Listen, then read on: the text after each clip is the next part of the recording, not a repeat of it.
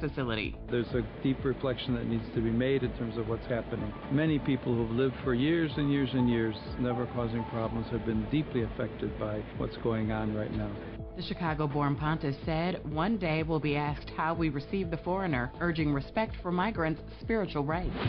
It's day 38 of the longest U.S. government shutdown ever. The FAA is cutting flights at 40 major airports due to unpaid staff. A judge ordered the Trump administration to fully fund November SNAP benefits, saying people have gone without for too long.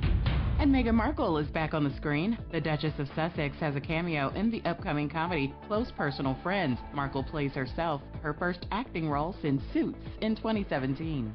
Get BIN News now on demand 24/7 on the iHeartRadio app. Good morning, wake up. The Good Morning Show.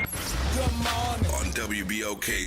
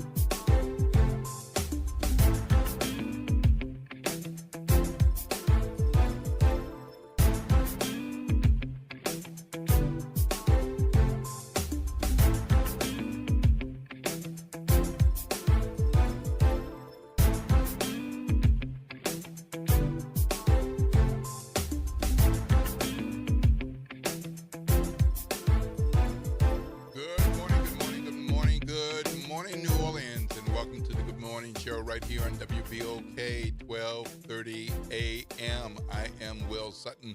I'm flying solo on this side of class. See the empty chair for those of you all who are on Facebook Live. We appreciate your listening and watching and tuning in to spend part of your morning with us.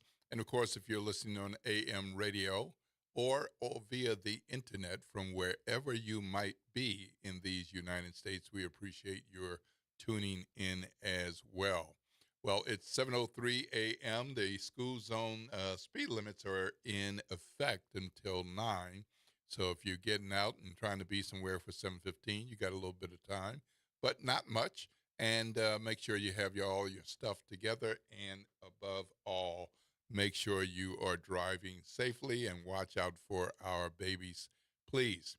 Of course, today is Friday. Made it through the week, Monday, Tuesday, hump day, Thursday, and it is Friday.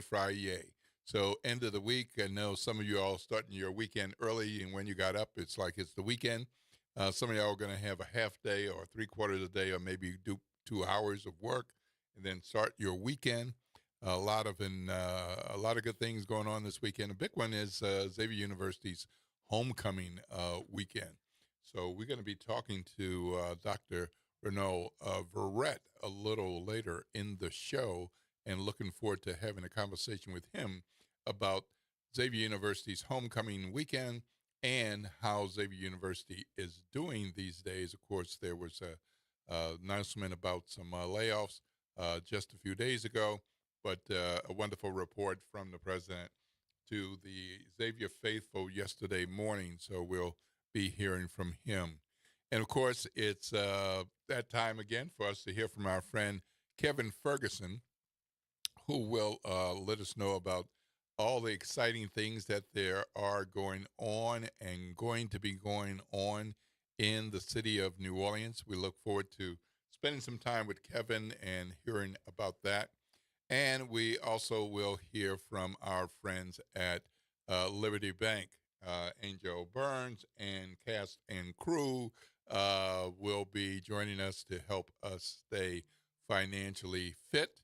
And for those of us who may be a little too flabby, to help us shape up and see what they can do to assist you with getting things straight so you can be on a good path physically, mentally, and of course, you do your part fiscally and financially with Liberty Bank. So, big news yesterday. We had an endorsement. Yes, the big endorsements were in effect in the summer and early fall as we are headed toward the October 11th election. And of course, that October 11th election left us with three runoffs. One for City Council District A, featuring Holly Friedman and Amy McCarron, both former Joe Giarrusso staff members, and they want to succeed their former boss as your city council representative if you live in District A. And of course, we have a runoff in District E, and that runoff is between State Representative Jason Hughes and former City Councilwoman Cindy Nguyen. And both of them want to succeed sitting City Council District E Representative Oliver Thomas. And then we have the citywide runoff for everyone who is eligible to vote, registered to vote. You can vote for one of these two people for the criminal court clerk job. Can re-elect the incumbent, Darren Lombard, or elect the challenger, Calvin Duncan. Calvin Duncan. So that runoff is November 15th. But of course, the early voting started on November 1, and it continues through today and tomorrow. Well, the big news there is that Mayor-elect Helena Moreno has made a decision. She's made a decision who she's going to support for City Council District E, and she is supporting State Representative Jason Hughes. She's also made a decision about who she's going to support in the clerk's race. And in that race, the sitting City Council Vice President, Mayor-elect, who takes over on January 12th, has decided to support incumbent criminal court clerk Darren Lombard. So this is a big deal that she chose to support the incumbent, Darren Lombard, over the challenger, Calvin Duncan.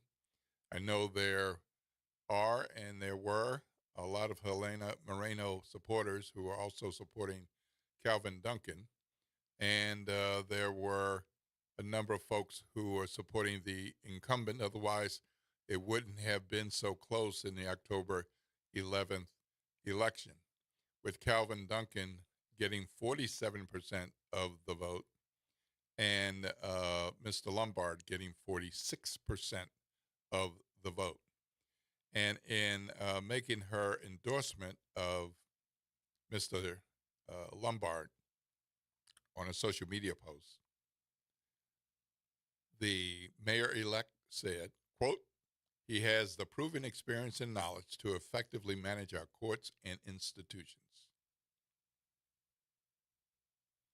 So that means that the mayor-elect has been made a bit of a split from the incumbent Orleans Parish District Attorney Jason Williams, who has not formally endorsed Calvin Duncan, but seems he's done everything but by the number of times that he has taken on Lombard and blamed Lombard for faults with the operation of the criminal court office.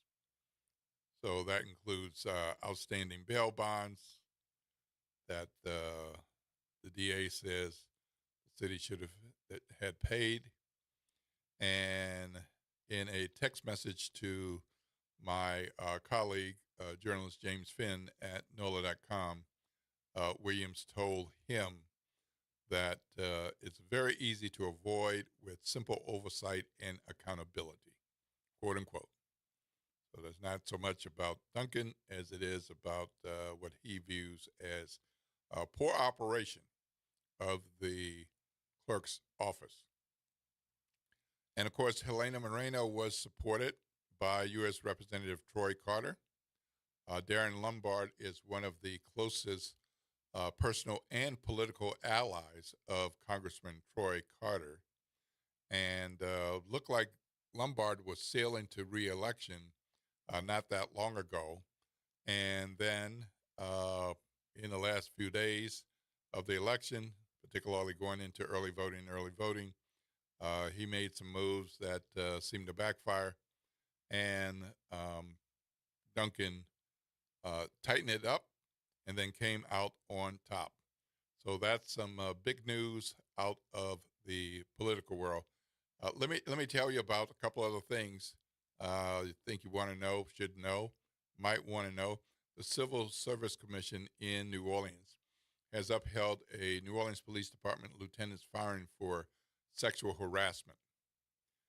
So the Civil Service Commission made that decision yesterday, agreeing with the police department that the former head of the Detective Investigative Unit, quote, should be held to a higher standard as a supervisor, close quote. So that means veteran officer Anthony Bakewell's appeal was unsuccessful. The action was taken in March 2025 following a internal investigation that found findings of sexual harassment against a fellow officer and an on-duty sexual battery.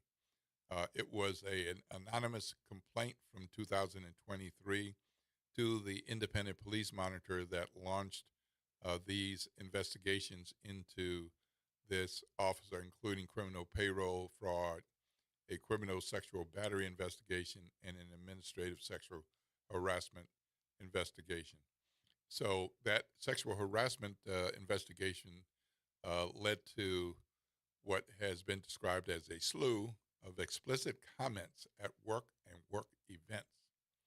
And that Bakewell allegedly touched the victim inappropriately, an incident detailed in a 2023 petition for a protective order alleging stalking and sexual harassment. So that apparently was a slap on the buttocks and a comment about the person's underwear, and that was enough to set the person off and cause a report that led to yesterday's action.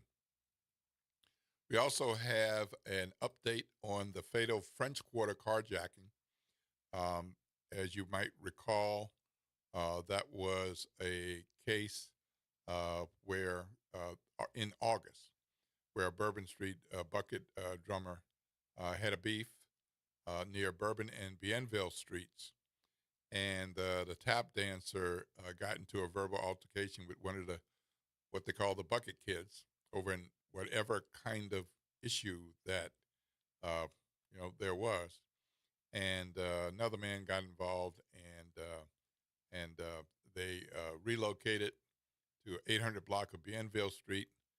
And it was there that a real-time crime camera system captured the tap dancer fist-fighting Joseph, and the other man stabbed him in the womb. That Joseph is Brandon Joseph, 21, and Magistrate Commissioner Wanda Lombard on Wednesday ordered him held without bail. So there's an update on that incident that got some news going in August. And over in Metairie, there is a man, Robert Wilson, 54, who was booked with video voyeurism. He was booked with secretly recording a woman with a hidden camera. And this person is known to the victim and was apparently recording a number of videos after hiding the camera in a Metairie home. A relative of the victim learned about the images and reported them to the sheriff's office. There was an investigation, and Robert Wilson was booked, and he's being held as of yesterday in the Jefferson Parish Correctional Center in Gretna with bail set at $25,000. I don't know if you all saw it, but there was a video that went a bit viral yesterday because there was a guy at the Louis Armstrong and New Orleans International Airport, and it caused the TSA security lines to be shut down for a stretch of time as the guy started taking off his clothes all the way down to his underwear. And this kind of bizarre thing was caught on TikTok by a traveler, pretty sure unrelated to the incident, unrelated to the man. But you never know. Everybody's got a camera with these phones these days. And so apparently this went on TikTok about 5:50 a.m. and was noticed and picked up. The Jefferson Parish Sheriff's Office launched into duty. The guy was standing there by TSA shirtless in a line by the luggage scanner, and a TSA agent was dealing with that situation. The man was taking off his socks and then getting into kind of a boxing stance, like he was going to fight somebody. And he starts yelling and screaming. He walked out of view of the camera, but the ruckus continued for a while. Sheriff's Office deputies showed up at the scene, and the guy was handcuffed and ushered out in his undies to take him into custody. No one was injured. No one was booked other than Mr. DeLeon, and he was booked with disturbing the peace. No bail information as of this moment, and we heck of a thing. It's all kinds of people to make up the world, isn't it? So we're not sure how that's going to end up, but I'm glad that nobody was hurt. Glad that TSA jumped into action. The sheriff's office jumped into action, took the guy away safely, and no one else was injured or anything happened beyond disturbing of the peace. We're going to be taking a break, and when we come back, we're going to be telling you more about what's going on today on the Good Morning Show, what's happened yesterday and in recent hours, and what's coming up. So stay tuned to WBOK, the Good Morning Show, and you'll be hearing from Xavier University, we expect, and we expect you to hear from Kevin Ferguson from New Orleans and Company, and we also expect to hear from our friends at Liberty Bank. I am Will Sutton, and the talk line is 504-582-9422, 504-582-9422. You're listening to WBOK, 1230 a.m., what New Orleans is talking about all day long.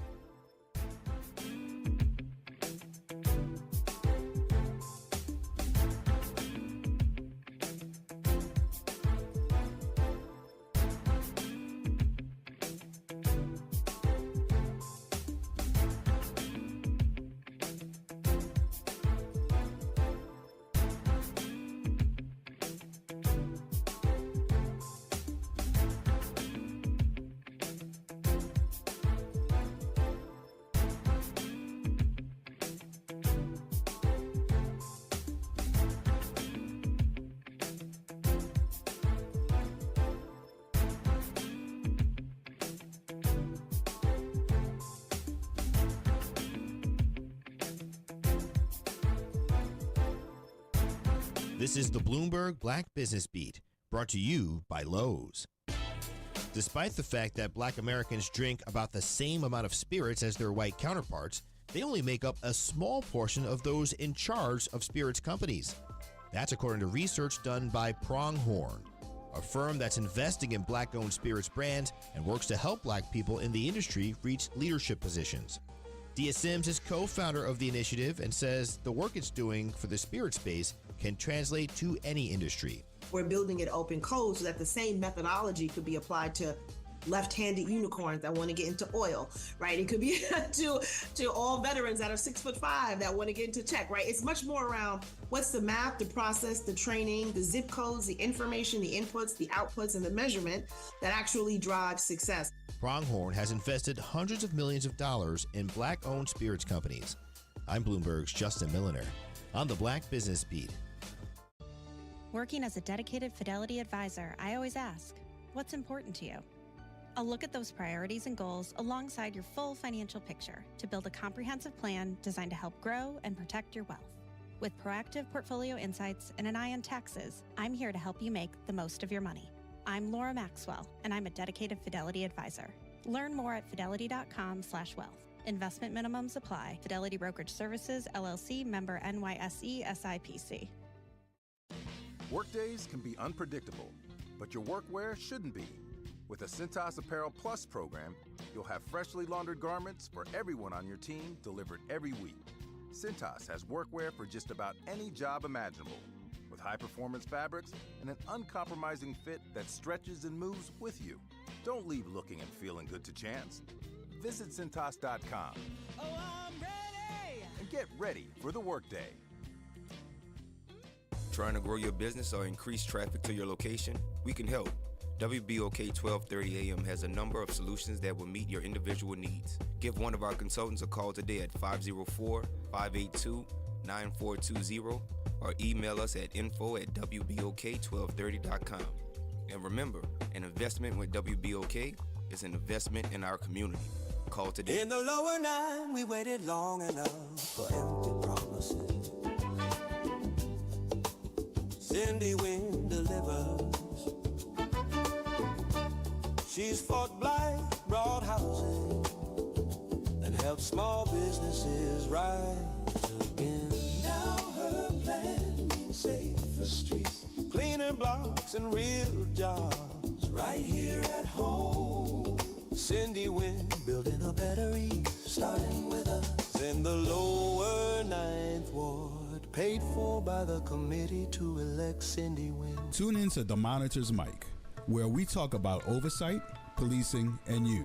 Hosted by the Office of Independent Police Monitor, we're here to shine a light on policing issues that matter, from real-time policing updates to in-depth interviews.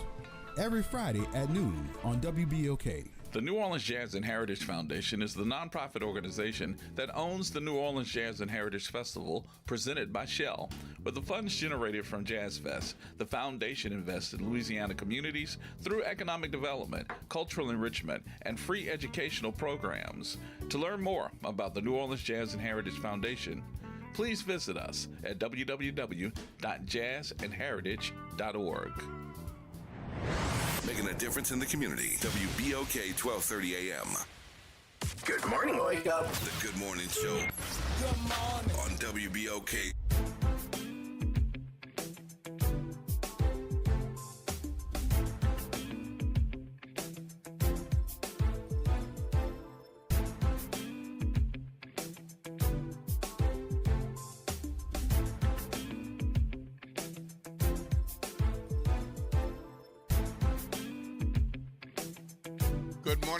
Good morning, New Orleans, and welcome back to the Good Morning Show right here on WBOK 1230 AM. I'm Will Sutton, and the WBOK 1230 AM talk line is 504-582-9422, 504-582-9422. We told you that there's a lot of news going on, a lot of information we're going to share with you today, and I'm very happy to have with me today Dr. Verrett, Xavier University president, and you got a big several days that have happened last week, this week, and this weekend. Homecoming is with us, and of course, you have a 100-year-old higher education institution, which sometimes people don't realize how many higher education institutions there are and have been, but not all of them have survived.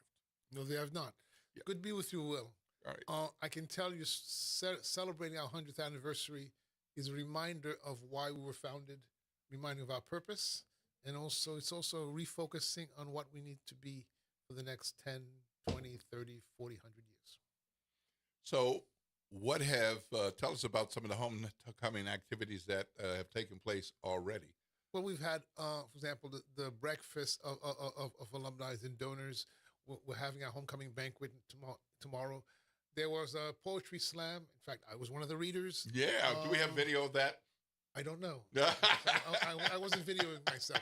I wasn't selfieing. Okay. But we also had of course the Divine Nine stepped out, and we're also having a number of celebrations that different groups are doing across around the city. A lot of we have reunion classes, the class of '95, for example, that many of those people, some have not seen each other for decades, and suddenly it's as if they never left each other. They stepped out. But what you're also seeing is the mingling of the generations. The older, so yeah, I say 95, those are the youngsters because class of 77 and 72 is showing up as well. Yeah. But also the current students who are engaging and embracing with the older students are seeing exactly how they are part of a lineage.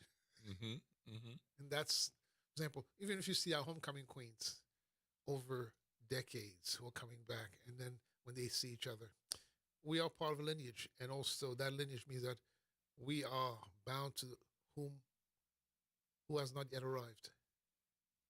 They who have not yet arrived are our mission, and those who are building forward.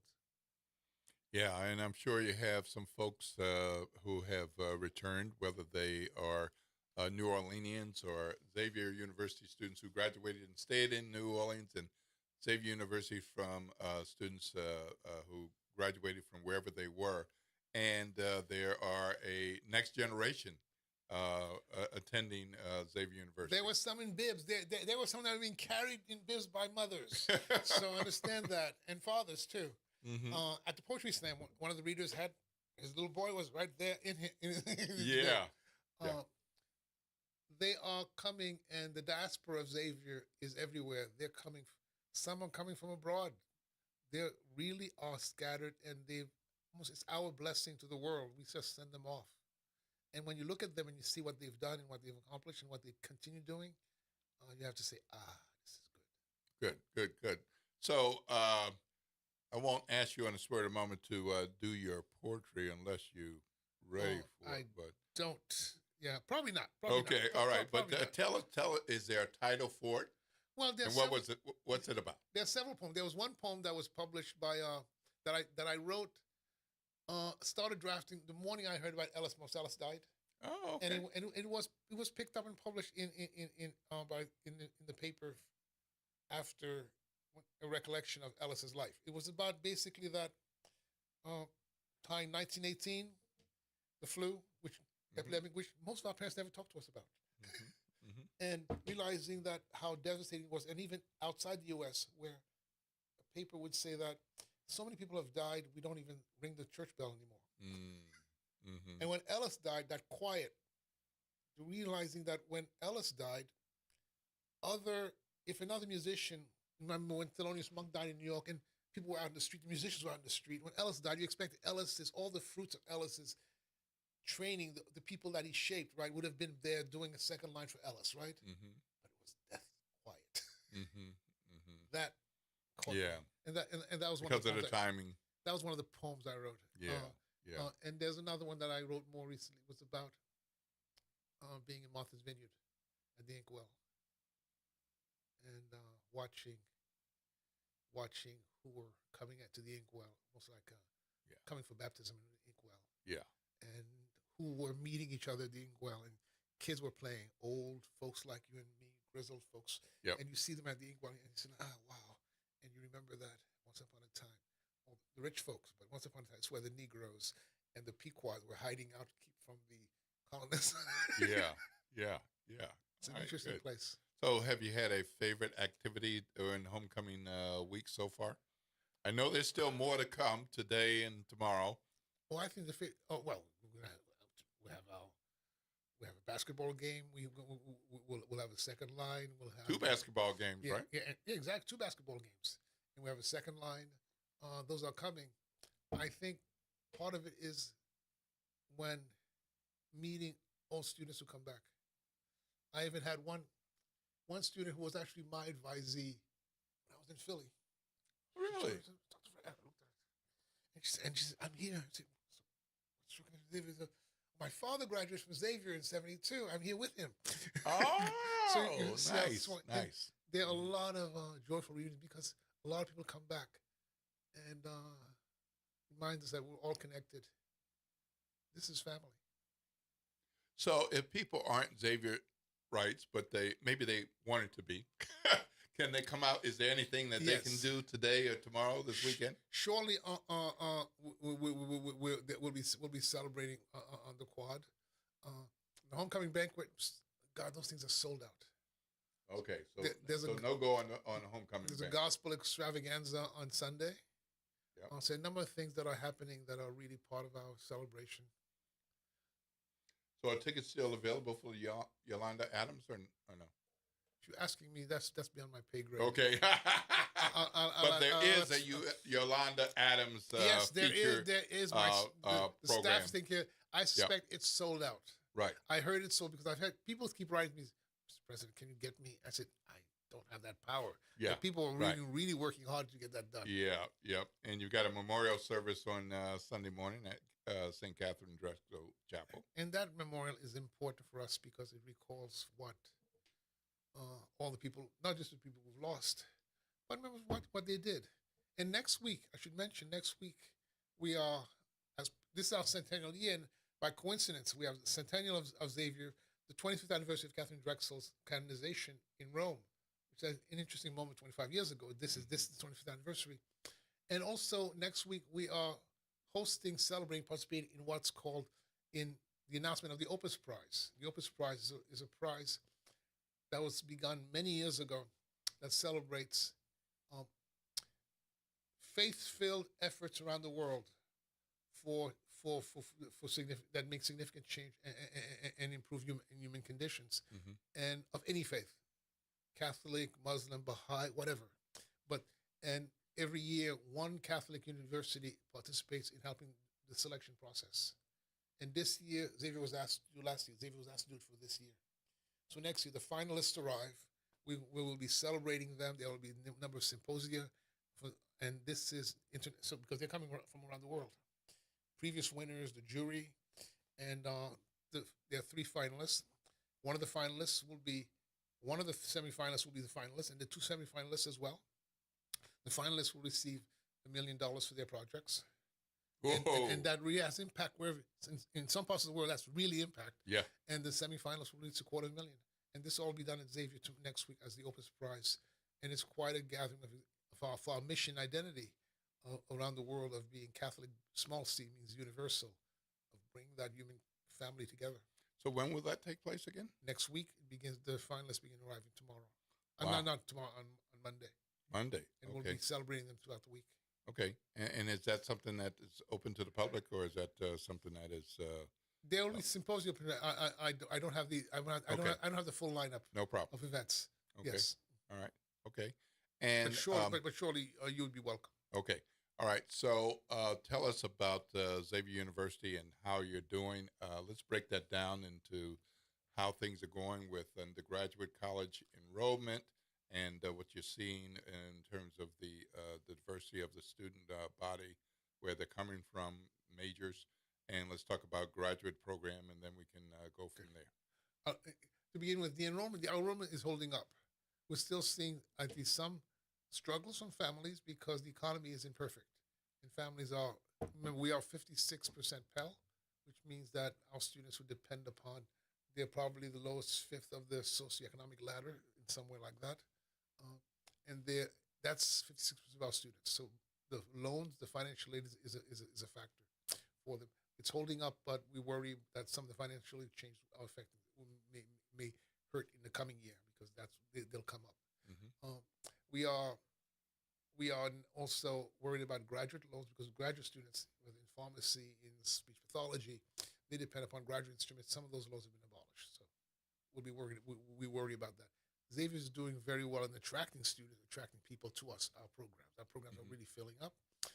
So we will find a way, and some of the things we have to do to make that possible. We have a number of programs coming in. We have genetic counseling has opened. We have our ethics program in science and technology and health, but also the medical school is now we're making strides in getting towards our accreditation. We've passed some major thresholds, and so the next steps. The candidate status, did you? Exactly.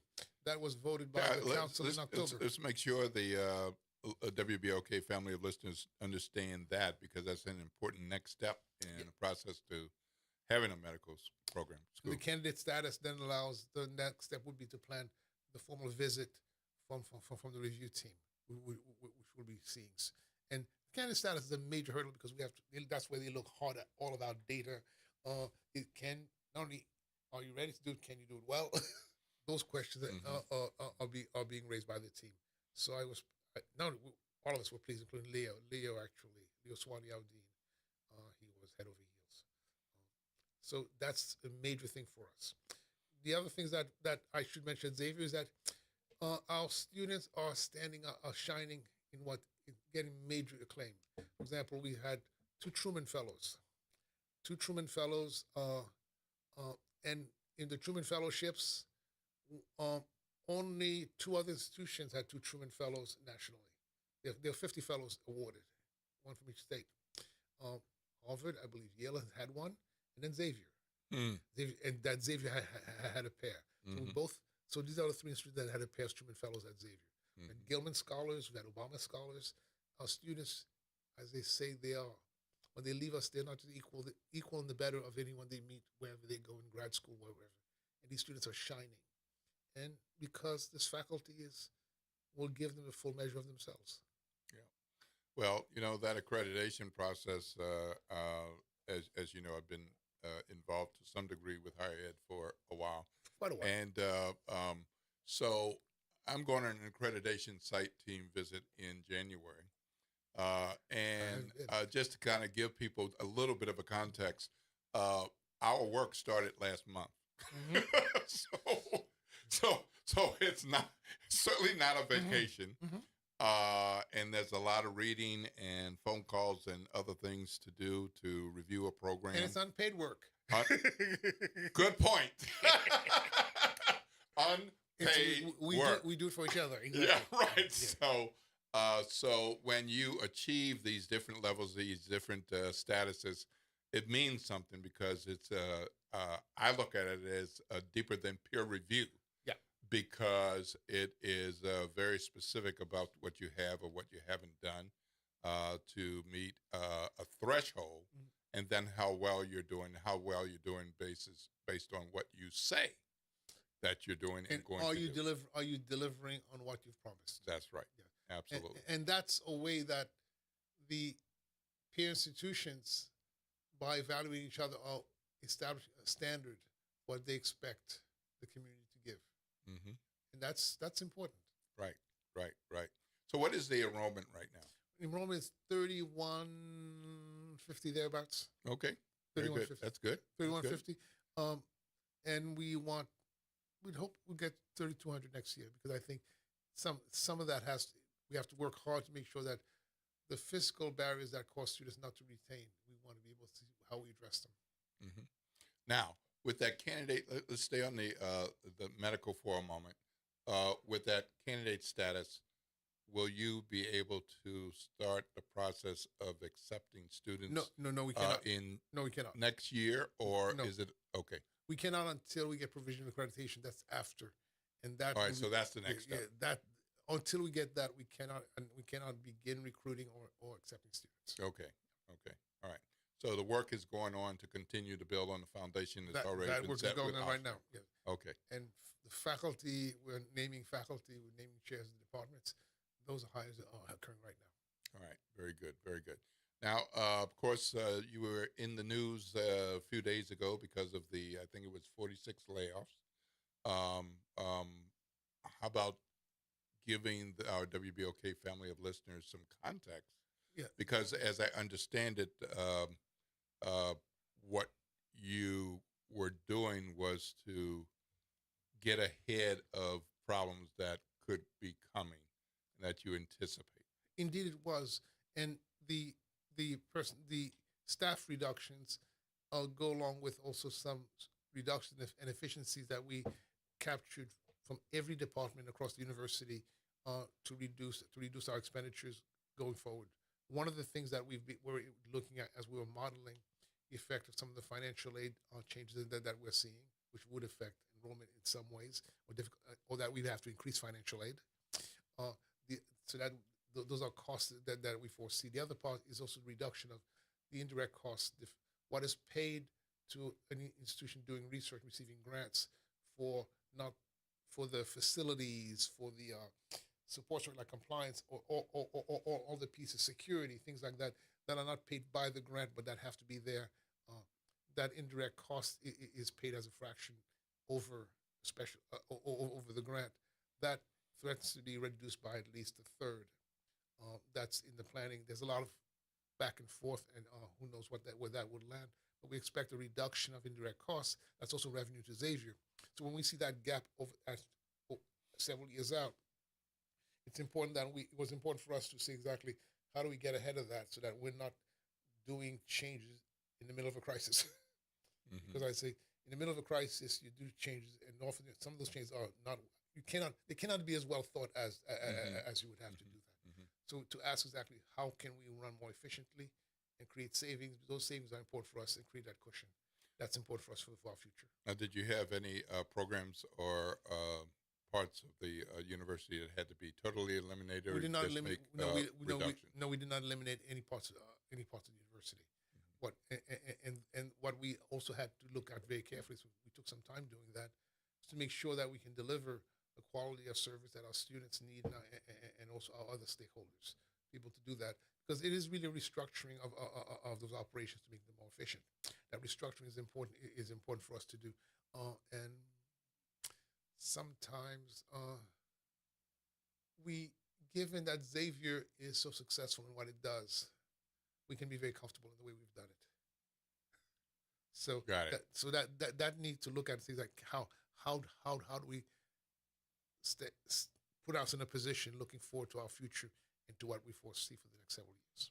So how much of this was, and I'm going to move to something else before we let you go, how much of this was student-facing versus back office kind of some of it was student-facing because there were changes in student life, in campus ministry, but also and there are some academic, but also there are in facilities, in the fiscal offices, in IT. So it was throughout the institution. So I'd say more than half of the changes were not student-facing. And how much of this has been a conversation among your homecoming visitors and alums and all? It's been a conversation that we have to explain exactly why we did it, because it's often is seen as, oh, well, someone made a decision that we don't need this, right? It's actually more of that it was not elective. That there was some necessity that we had to face, and we're not going into this thing blindly. And also put into context that we're not the only higher ed institution doing this. If you look at the publications within the inside higher ed and other fields, to speak in other publications, colleges run the institution, whether it is Duke has done this, Stanford, large institutions, and then small institutions. The heartbreaking one is when Talladega, the New York Times published about the sale of the Woodruff. The art. I'm gonna start. When you think about it, that I remember 5-6 years ago being at Talladega when they were celebrating the new space that they had created for that piece, because that's a piece of the soul. Absolutely. And we don't want to get to a place where we would have to actually barter a piece of our soul and our mission. Yep. So give us an overview beyond Xavier before you get out of here about the impact of what we're watching nationally with the president determined to eliminate the U.S. Department of Education. The president's policies changing as they look from a different perspective about what higher education is and should be generally, and research dollars, which are very important for institutions to continue to develop, and not just on their own, but to do good work for society. Well, basic, very broad perspective is that this reduced commitment to higher education is also reduced commitment to developing American talent, and not developing American talent puts us in a weak competitive situation where other countries, whether it's China, India, friends and foe, right, are committing to their talent and developing their talent. So that's really weakens the United States and may have long-term implications. It will have long-term implications if we don't turn that around. There's a report from the Australian security agencies looking at research potentials around the world that's done every other year. And that report looks at 67 major technologies, quantum computing, certain biomedical applications, vaccines, all those that are important, that have important security implications, but also economic implications. And looked at those major technologies. In those, they reported that 57 of the 64, China's invested more than we have been. So essentially, remember, those are not, I'm just saying it so that people think it's just not about, we feel good about higher ed.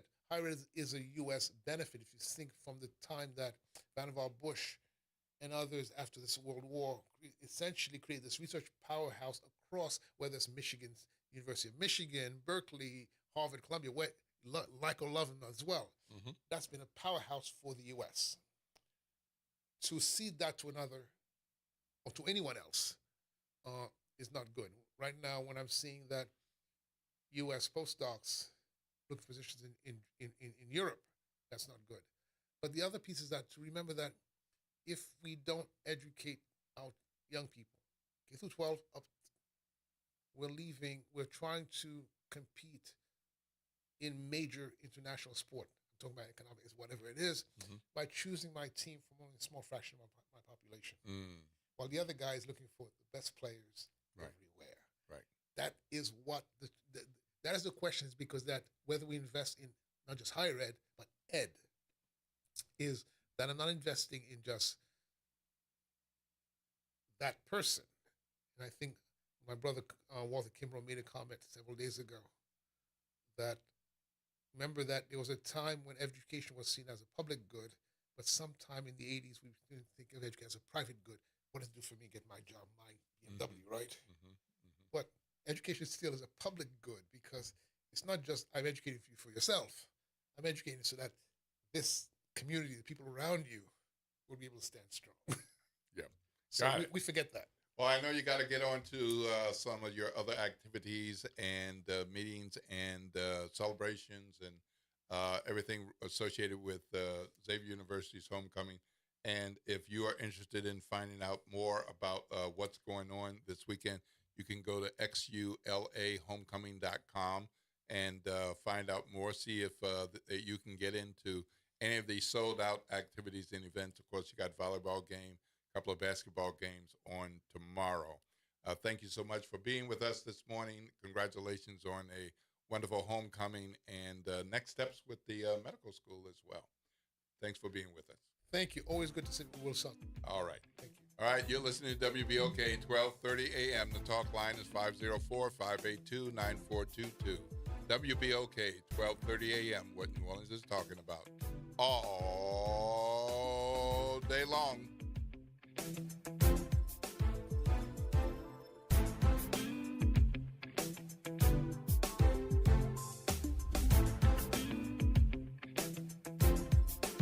This is your news update for WBOK from WDSU.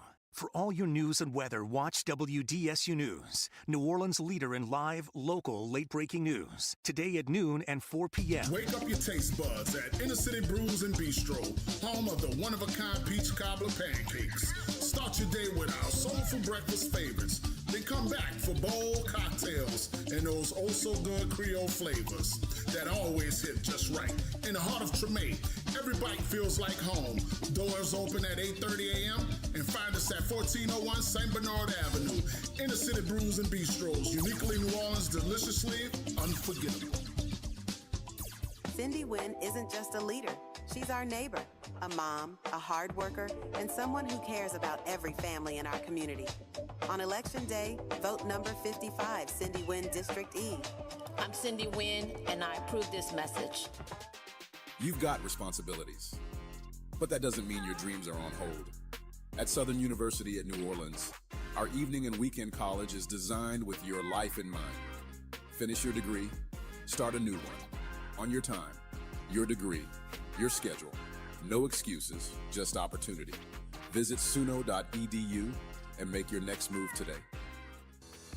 Meet Leanna, a part-time chef and full-time mom. In the past, Leanna didn't have health insurance because she didn't think she could afford it. What she didn't realize is she qualified for Medicaid. She loves the coverage and peace of mind that comes with high-quality care. The kind of care you get with Healthy Blue. This is Medicaid, and it's for more people than you think. Maybe even you. To see if you qualify, go to myhealthybluela.com.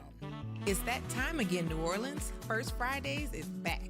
Join the New Orleans Regional Chamber of Commerce every first Friday of every month, where business, culture, and community come together. Come network, unwind, and connect with local professionals and entrepreneurs making moves across the city. Friday, November 7th, join us at Justini's, 3162 Dauphine Street from 5 to 7. See you there. Join me, Dr. Jaquil Ross of New Schools for New Orleans for Talk That, NOLA Education. This Monday, we'll be joined by Jamar McNeely, Jarrell Bryant, and Dana Peterson to talk about the importance of black men in education. Be sure to tune in Monday at 12:30 p.m. on 12:30 a.m. Good morning. Wake up. The Good Morning Show. Good morning. On WBOK.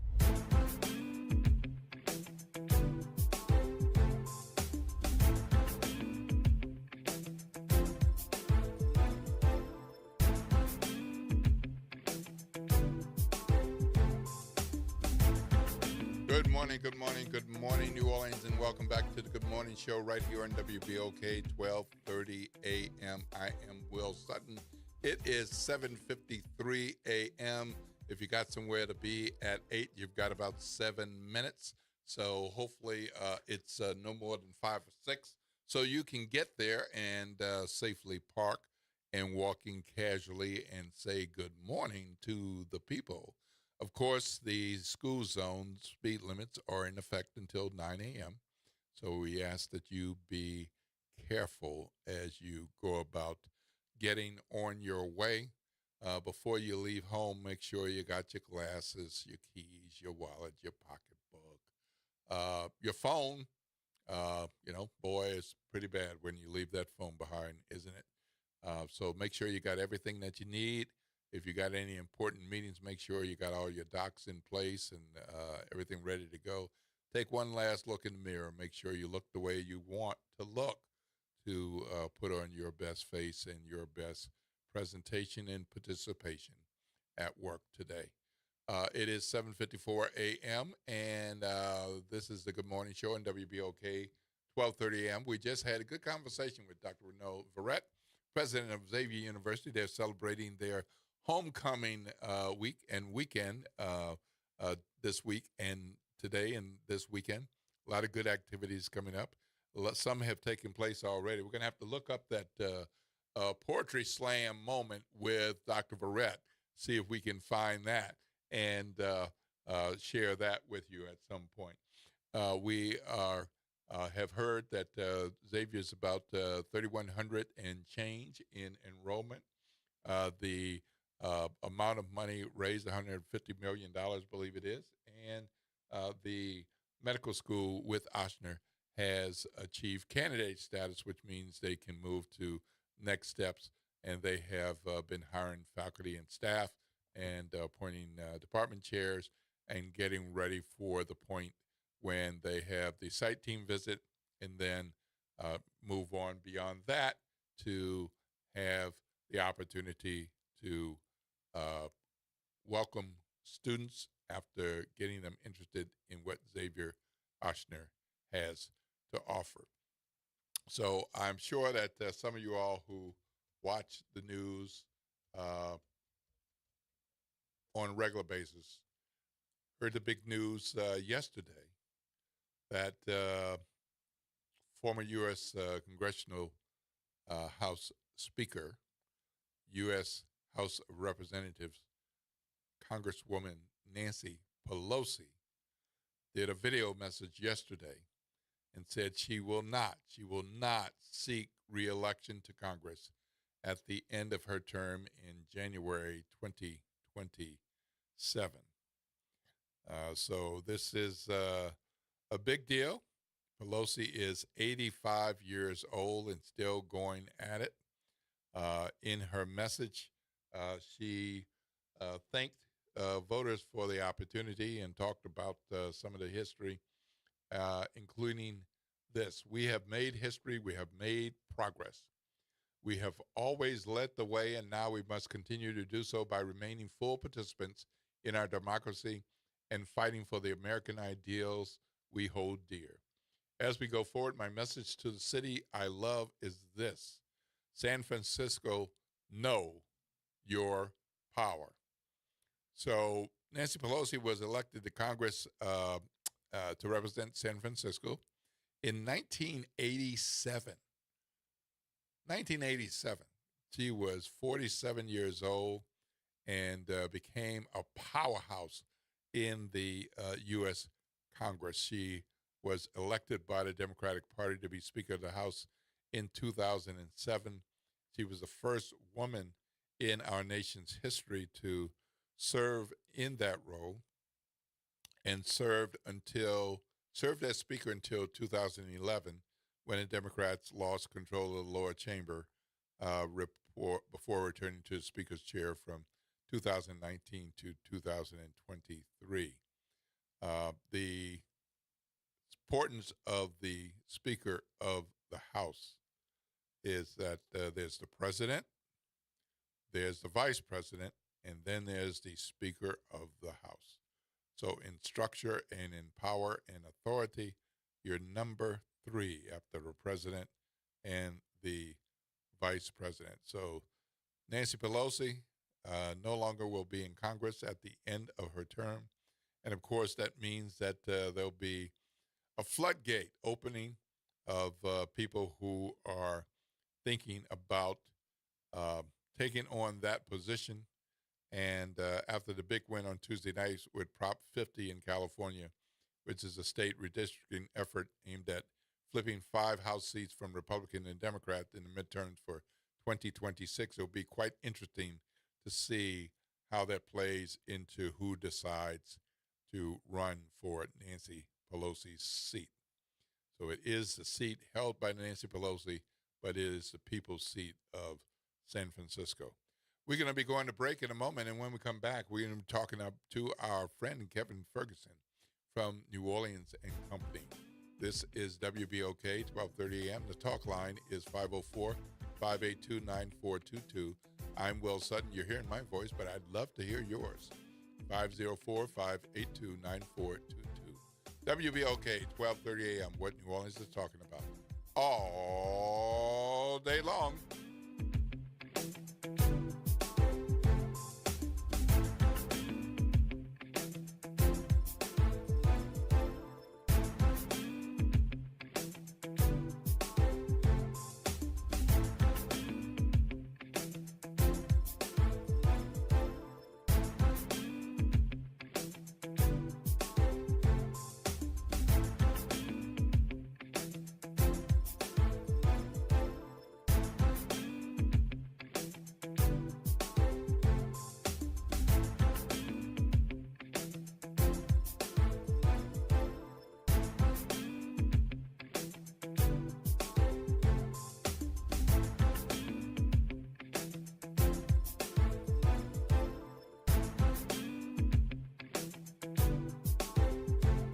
WBOK New Orleans, home of the Good Morning Show, 7 to 9 a.m. weekdays. This news report is brought to you by New Schools for New Orleans. I'm Bree Wood with BIN News Now. A federal judge in Rhode Island has ordered the Trump administration to pay full November SNAP benefits today. United Way Health Center calls have doubled since October. This is the first time ever in U.S. history that we have not put SNAP benefits out in a timely manner. The administration plans to appeal as the government shutdown hits day 38. A Black grandmother in Canton, Georgia says she was wrongfully jailed after police mistook her for a white suspect with the same name. Nikki Sledge was arrested in front of her grandson and held for 3 days. Her lawyers plan to sue the Cherokee County Sheriff's Office. And history made in New York. Sharon Owens and Dorsey Pliers are now the first Black mayors of Syracuse and Albany. Owens won with 73% of the vote, while Pliers earned over 86%. Both women bring decades of public service to their new roles. Get BIN News Now on demand 24/7 on the iHeartRadio app. New Schools for New Orleans, along with Allstate Sugar Bowl and Entergy New Orleans, would like to send a huge congratulations to our class of 2025 New Orleans Excellence in Teaching Award honorees. This year, we had 87 Teachers of the Year from each public school in New Orleans. Each of them was recognized at our annual gala, where we had over 350 attendees. We are excited to share that each honoree is also receiving a $1,000 classroom grant. Thank you for everything you do. Good morning, Wake Up. The Good Morning Show. Good morning. On WBOK.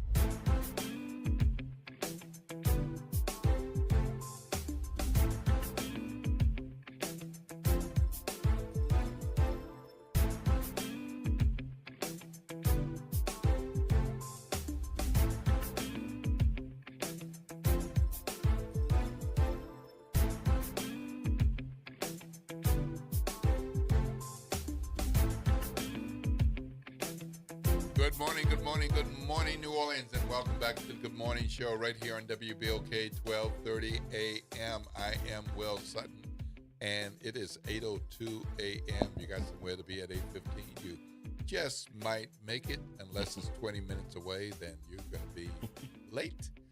So take care, watch for the kiddos, and watch for the kiddos' caregivers and aunties and daddies and mamas and uncles and aunts who are taking them to school, making sure they get there safe. Let's not be the one that causes any incident. Be careful pumping the brakes, all right?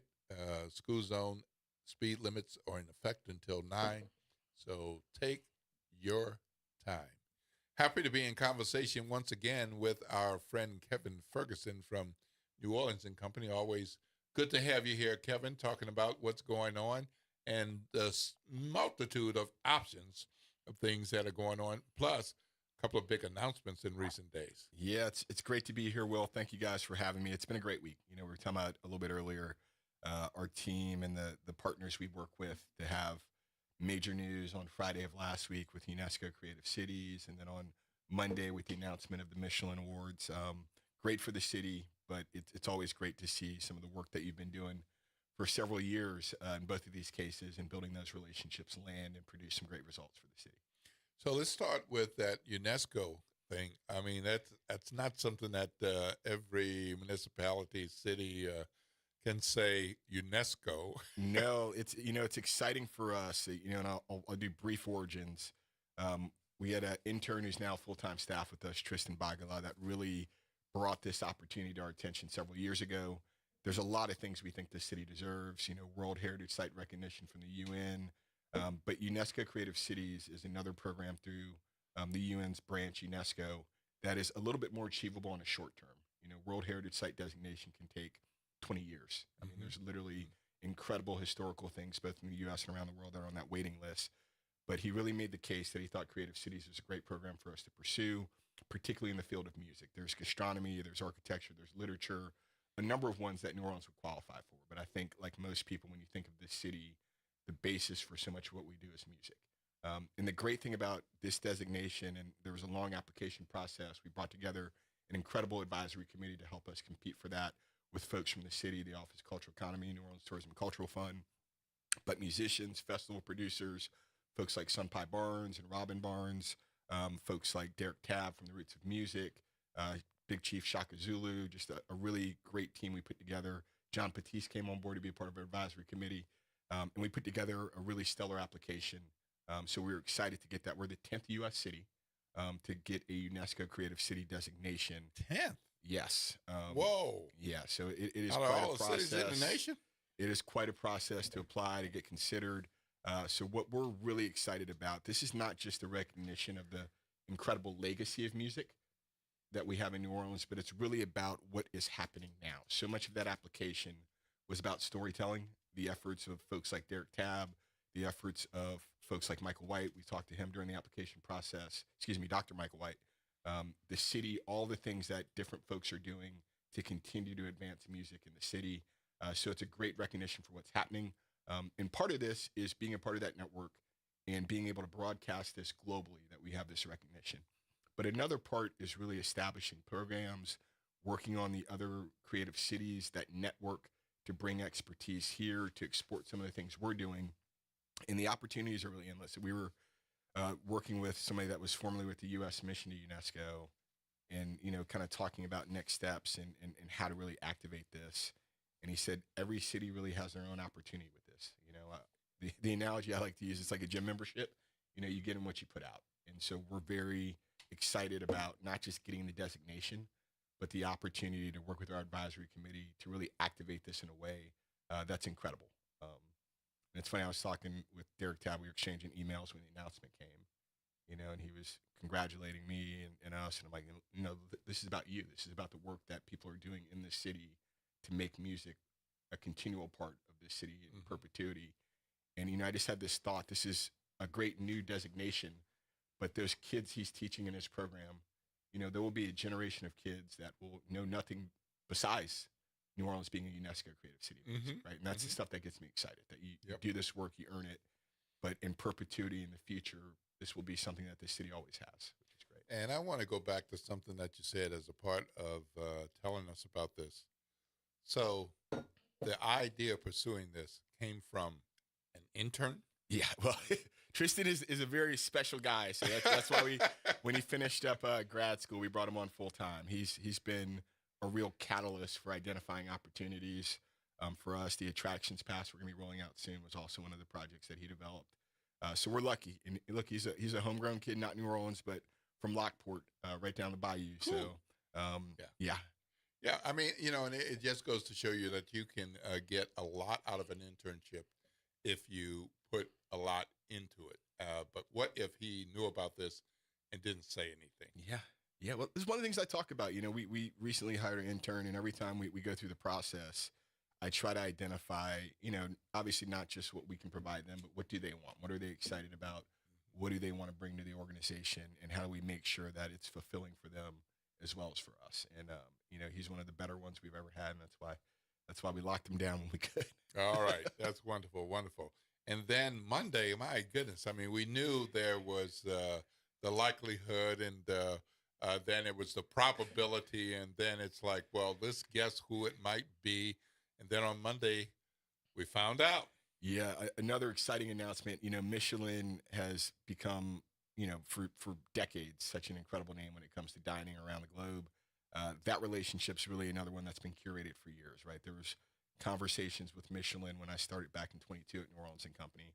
And so this is really coming to fruition, you know, and this is a collaborative effort with other cities and states to create this guide to the South, which is kind of a new model that Michelin's adopted. And again, this is, you know, one of these things where we have this great reputation for culinary and dining here. We know that we've got James Beard, we've got restaurants that have been featured in New York Times, but, you know, there's another element that helps elevate the culinary scene with Michelin, and exciting to see the volume of recognition our city got, right? You know, this was a multi-state partnership, and obviously Louisiana kind of dominated that. I think of the 9 stars that were given, I think 3 of them were in New Orleans, around the South. Right. And then also the Bib Gourmand recognition, the recommended recognition, what it really paints the picture of is that this is, of course, an exciting culinary scene, but also there's new things happening here too, right? Like it's a blend of the traditions and the things that we're known for, but it's also a recognition of some of the exciting new things that are happening on the culinary scene, and just a really great, diverse group of restaurants that were recognized, right? From, you know, the highs of the high ends and tasting menus to ones that are, you know, more neighborhood focused and locally focused, but it's exciting to have it. And we're very proud of all of the talent that was recognized. So I might be off a little bit, but I think there's more than 500 two-star Michelin restaurants in the world, but only 30-some in the United States. Yes. Only 30-some. Yes. And as much as I love home and I love our cooking, I love our restaurants, there's some pretty darn good restaurants in a few other cities like Chicago, Atlanta, New York, San Francisco, and to have a two-star right here in New Orleans, right off the bat, I mean, that's pretty incredible. Exactly, and I think you touched on it right off the bat. You know, typically when restaurants get their Michelin debut with a star, it's usually at that one-star level. So it says a lot that Emeril's was able to achieve a two-star status their first time being rated, which is an incredible testament to the work that Emeril EJ has done as well. I don't know if you've gotten a chance to meet EJ, but he is one of the more impressive young men you'll come across. Somebody that's composed and dedicated and focused in his, I think, mid-20s maybe now. But really? It's still incredibly impressive. No, I haven't met him yet. So Yeah, I look forward to that. Yeah, but the recognition for so many of the restaurants, obviously St. Germain and Zazu also getting a star. But then when you look up and down that list, you know, I think about folks like the Cardinola. I had the pleasure of running into Effie Richardson from there yesterday and gave her a big hug and congratulations. And what that means for them, you know, obviously being recognized before with James Beard, but continuing to elevate and amplify what's happening in New Orleans, what's happening in our restaurant scene. And then I was, you know, really excited to see, obviously, Duke Chase as well, who's a very culinary legend here in tradition, that restaurant. But Willie Mays Nola, which has become one of my favorite How about spots. that? I know. Listen, I've got to ration myself. Yeah, you right. know, the fried chicken is a treat for me. Every 2 or 3 weeks, I make it over there for a plate. Yeah. But it's great to see, right? And it really tells the story of New Orleans, that we've got such a variety of cultural destinations here and things that are incredible about the city. But the food scene is so alive and well and thriving, and this is a great way for people to know that around the world. And I know this is the first time that New Orleans restaurants have made it into the Michelin ranks. Yes. It is a bit of a weird thing that Michelin, yes, it's the tire company. But they landed on a really good thing here to tie themselves to food. Yes, it's funny. I was reading some of the history, you know, and I think, you know, some of the origins of this was like, you know, recommending destinations for people to go eat. So they would drive to those places and then have to buy new tires. And obviously folks are still driving all over the place, but, you know, with travel and the changing travel, it's not as directly tied to that. But, you know, they did an incredible job with it. And to your point, you know, getting more recognition in the U.S. has been incredible. And for so much of it to be focused, not just on New Orleans, but Louisiana and the Deep South, is incredible, because I think it's well deserved. You know, so many of us that call this area home know the not just hidden treasures, but the great establishments that we have throughout the city and the region. And so doing this is, again, part of our mission to really amplify the positive things that are happening here, bring more tourism, bring more international tourism, and things like UNESCO and Michelin drive that home to a global audience in a way that, you know, no ad or campaign can. Right. And the number of Black-owned and operated restaurants, incredible. Incredible. And we need to shout those out. And I've got the list here. Well, you mentioned Dookie Chase. Dookie Chase, Addis Nola. Yeah. Mm-hmm. Compare Le Pen, Mm-hmm. Dakar, Willie Mays, and then, you know, even beyond the Black-owned restaurants, minority-owned restaurants, and Akamaya, right, Lufu Nola, and Mr. Mao. So yeah, exciting to see that and what that means. You know, I think we know historically for a long time, some of our minority-owned restaurants have not been recognized at that higher level for dining, right? It's been, you know, more something that's known in the neighborhood or in the city. So incredible to see that recognition and just the acknowledgement of the hard work. I mean, I used to work in restaurants, Will, and it's incredibly hard work. It's long hours. Margins are tight. And for people to invest themselves in this business and really develop themselves to the point where they can be successful, not just from a business perspective, but to get that recognition is incredible. So hats off to all those folks, because it is an incredibly challenging industry to be successful in. So, of course, when you were here before, you talked about the Rockin' 1000. Rockin' 1000. So I guess they are moving along. And when you were here, there was a pitch for local musicians who want to be a part. because they have their core when they do this show in other parts of the nation and the world, but they incorporate local musicians as a part of that. That's a huge part of it, right? And so that call's still out there. The spots are filling up, but there's still plenty of space. So again, want to encourage people to check that out, rockin1000.com/join-the-band. But it's going to be exciting for us. You know, again, we talk about the music culture we have here. We know it's incredible. And I was actually in the Superdome yesterday on the field. Greater New Orleans Sports Foundation had their annual honors gala. Incredible. Dennis Lauscher was inducted into their Hall of Fame, as well as Jay Cicero, who's actually the president of the foundation. And then they recognized some other folks, including Dustin Poirier for UFC 318. But, you know, I used to work for the Saints and Pelicans for almost a decade. Being on the field of the Superdome is still something that, even with my experience, is a really unique opportunity. Mm-hmm. And so this is a chance for 1,000 musicians, not just to be on the field of the Superdome, but to perform, you know, to a live audience. And so it's a great opportunity for musicians out there. We're excited about what it'll bring for the city. We know that building is iconic, and the opportunity to play there and for people to see their friends and family and local talent perform on that stage is just incredible. And Fabio, who leads that, will be in town, I think, next week. So there'll be a little bit more out and about. You'll see him on news and radio promoting that as well. But we're excited to partner with them and bring that event here. Well, I hope he'll come to WBOK. We need to work on that. I'll shoot Kelly a text when I get back. Okay. Yeah. I hope that's the Good Morning Show. All right. So Amtrak, quite a boon. My goodness.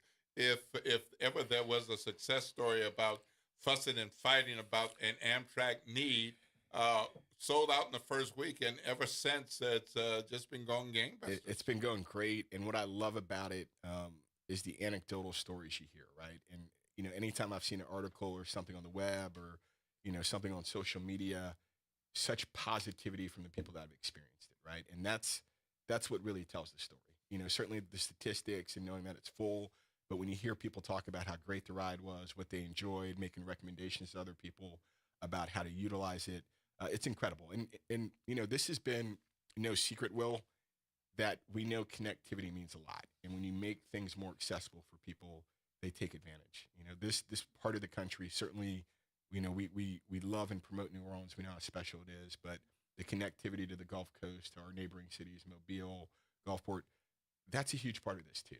And to make it easier for people to make that decision to go experience this part of the country is incredible, right? And we know there's been a lot that supports the folks that live in the region, but also the travelers that come here now have some more opportunity, right? They can come here and experience New Orleans, but also go see what the Mississippi Gulf Coast is like, and vice versa. If you're making a trip down there to those areas, you know, okay, now it's easy for me to get from Biloxi or Mobile over to New Orleans in a way, and I can make that a more complete and dynamic trip than it was before. But it, you know, it's something we've talked about a lot, and you know, our hopes certainly are that this allows more connectivity within the region, right? You think about Baton Rouge, you think about some other cities that just makes sense for us to be a little bit more connected, make it easier for folks to get to, especially now when you look around the reality of cost, right? We're talking about, you know, challenges with air travel coming up with this government shutdown and TSA. You know, having more options and opportunities like rail travel just make it a whole new ease of travel, right? And that's what we want. We want people to be able to connect within this country, within this region, seamlessly, easily, at a low cost. And so Amtrak offers all that, and they've been an incredible partner, really working to get not just travelers, but local companies. So when you're on this train, being able to buy local goods from the Gulf South, food, drinks that are brands from the Gulf South was a big part of what they were putting together. So it's been incredible, and I really commend Amtrak and the other cities that are part of this for not just promoting it, but really embracing it and making sure that people take advantage of it. So here's an anecdote for you. So I went to a number of New Orleans Film Festival events. Yeah. I went to one event and met this gentleman who lives in Mobile. He took the train to come to the New Orleans Film Fest and then took the train back. It's perfect. It's there. I mean, you know, look, you know, whenever you're trying to travel, right, you know, I'm sure like a lot of folks, I'll plug in the destination and into Google and look at my drive time versus my flight time. And, you know, for a long time, rail options have been sparse, right? But, you know, it's exciting that now when people are looking to come to New Orleans, that'll be another option. And it's a relaxed, easy way. Like, I'm generally relaxed. My wife is the more high anxiety traveler in our family, right? But to think about not having the worry and the pressure about getting through security and TSA in the way that we have to experience at airports, or the costs. You know, my kids are 7 and 8 now, and I remember when they were 2 and under, and those were free tickets. You know, but now when we travel by plane, you know, it's 4 tickets we got to buy, right? And that adds up, right? And we know that that's a real challenge for a lot of people in our country, and so to have more options and opportunities that make it easier is just critically important as we want to continue to be a place that is welcoming, accessible for everybody. This makes it a lot lighter of a lift for many people to come here. And the success has gone so well, as I understand it, they've had booked trips, and now they're adding cars. Adding so cars, wow, accommodate more people. You know, I these are all the positive signs that you want to see, and I think certainly, you know, the hope and the expectation is that the next step will be to increase some frequency too, which will be great. But it's exciting to have that option. And that it's going so well early is what you want to see. You know, I give, again, the partners a lot of credit. And, you know, I think this has been something that's been in the works for a long time. And having this is exciting. You know, we get new flight announcements sometimes at the airport. And I think people take it for granted because they're doing a great job over there as well. But all of this leads to more accessibility for people to come to the city. And then the return is it's more accessibility for us that live here, right? That if you want to travel to another city, now you've got a lot more options between expanded flights and Amtrak, and it just makes it a lot easier for folks here too. So dual benefits all around. Yeah, more than 20,000 bookings. That's a lot. Yeah. And then adding seats for I think 3 weekends in coming up, going into the holiday season. Yes, holiday season. I mean, there's so many good things. Not to say that they don't have nice things to look at in Pascagoula and Biloxi, Gulfport, Mobile. But, you know, let's face it. I mean, I remember last year meeting a couple. Actually, it was a couple and their kids and a fiance. They came in for the Sugar Bowl. Yeah. But because of New Orleans Christmas stuff, they actually added days to enjoy that as a part of their visit. That's so important. It makes it more complete for people. And, you know, that's a lot of the work we do with the website, neworleans.com, too, is making sure we're promoting all the things that are happening. And so hopefully that inspires people to stay longer. You know, we've got research that shows that people that visit the site, on average, I think, stay an additional 1.25 days in the city. And so it's a testament to the incredible things we have going on here. But you talk about that, I always think back when I was a kid. My dad was retired Navy, and so we always had an affinity to go to Navy bases. You got a little cheaper prices, or military bases. And we used to go to Keesler Air Force Base in Biloxi routinely. You know, probably every 2 or 3 months, we'd make a trip over there. They had a bigger Post Exchange, which is kind of the department store and all things store there. And now that option is there to take a train and make that a little bit easier. But it's a part, I think, of so many of us growing up. You know, whether you grew up in the heart of New Orleans or on the outskirts, and folks that grew up in different parts of the state, you know, that it would be a thing, right, to go to New Orleans or the big city to get some things you couldn't get where you're from. And so, again, this is an extra element that adds more accessibility for people from our neighboring regions to come in. So it's an incredible win, and it's exciting. I was talking with Alana Harris from the city yesterday, and we were kind of celebrating just this week between all these positive things happening and wanting to make sure that we get that news out. Good. Well, if it's November, it's Bayou Classic time. So that's coming up this month, and man, we're rolling into quite a season now with Bayou Classic, Sugar Bowl, all the Christmas stuff. Tell us about some of those things. It's incredible. I was actually talking to some of the Bayou Classic folks this week. It's such a impressive week of events. Starts off with that press conference on Monday that we're always excited to be a part of as a partner and to celebrate certainly the history, the impact, but really what it means to this community. I always talk about it every year. This is really a big coming home moment for a lot of folks that are from not just New Orleans, but Louisiana, that don't live here anymore, right? And so it draws so many people back. We're able to analyze some of the ticket sales. You can see these markets. Obviously, a lot of people from Houston, Atlanta, that are from the region but have left. And it's impactful because it's such a meaningful thing. You know, I always tell people I went to Florida State, so we've got our rivalry with University of Florida and Miami.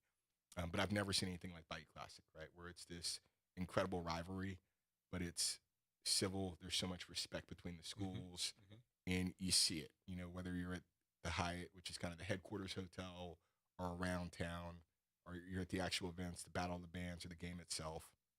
It's tens of thousands of people that are here celebrating, enjoying it, having a good time, reconnecting with Louisiana, reconnecting with their universities.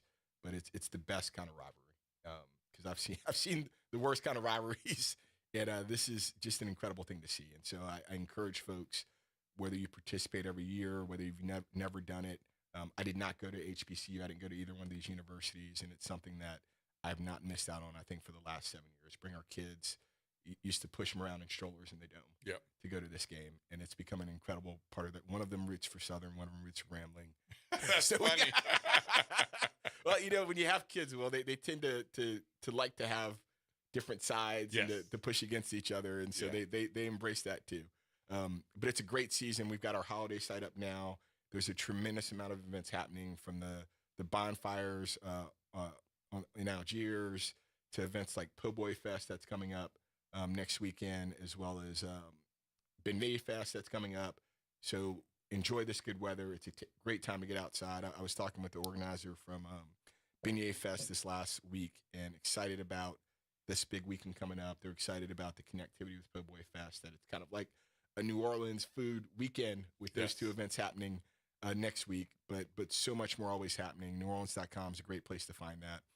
But yeah, talking with the Sugar Bowl folks, talking with French Quarter Festivals Incorporated, who produces our New Year's Eve concert every year. That's relocating to a new spot on Wodenberg Park, which we're excited about. So again, greater connectivity to the river. And I don't know if you've been down there recently, Will, but they are nearing completion on the new wharf, right, which is going to be another great opportunity for people to be outside, to experience things. The Governor Nichols Wharf, it's beautiful. So think about kind of what you have at Crescent Park, right, with that big covering, and that development led by Audubon is going to be incredible. That wharf will be done in the spring of 26. But again, what you're going to be looking at is almost 2 miles or over 2 miles of continuous riverfront access, right, which is incredible. Right. So a lot of positive things happening.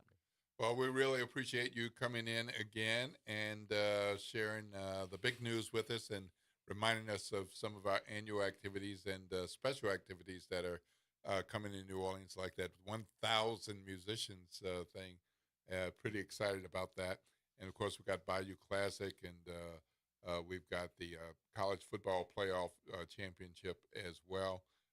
So we're going into quite a stretch where it's pretty impossible to say there's nothing going on. No, listen, check your calendars, free up some time if you're looking to do something. Again, NewOrleans.com, events, you'll find all this information on there. All right. Thank you, Kevin, for coming in.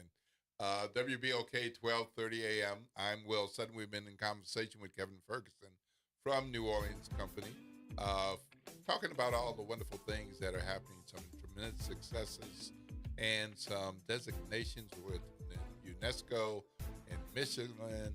Oh, my goodness. So the beats go on, and more to come.